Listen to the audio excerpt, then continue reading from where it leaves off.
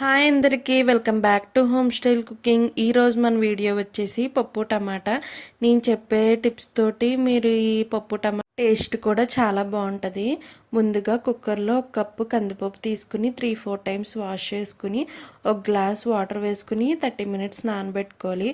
ఇప్పుడు నేను చూపిస్తున్నాను కదా, కందిపప్పు అనేది ఇరిగేటట్టు అంతసేపు అయితే నానబెట్టుకుంటే చాలు. ఇప్పుడు నేను 4 టమాటాలు తీసుకుని 3 పచ్చిమిరకాయలు తీసుకున్నాను. ముందుగా చింతపండుని హాట్ వాటర్లో వేసుకుని నానబెట్టుకుని పక్కన ఉంచుకోవాలి. ఈ కందిపప్పు అనేది ఇంకొకసారి వాష్ చేసుకుని దాంట్లో మనం పొడుగ్గా కట్ చేసుకున్న పచ్చిమిర్చి టమాటా వేసుకుని కొంచెం కారం, కొంచెం పసుపు, చిటికెడు పసుపు వేసుకుని కొన్ని వాటర్ వేసుకుని కరివేపాకు అండ్ అలాగే జీలకర్ర, ధనియాలు, వెల్లుల్లి, ఎండుమిర్చి వేసుకుని ఫ్రై చేసుకోవాలి.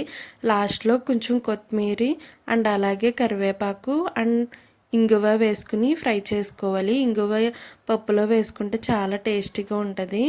ఇప్పుడు తాలింపు అనేది వేసుకున్న తర్వాత ఫుల్ వీడియో కావాలంటే కింద డిస్క్రిప్షన్లో ఉంది, ఒకసారి వెళ్ళి చెక్ చేసేయండి. Thank you for watching. Subscribe to my channel.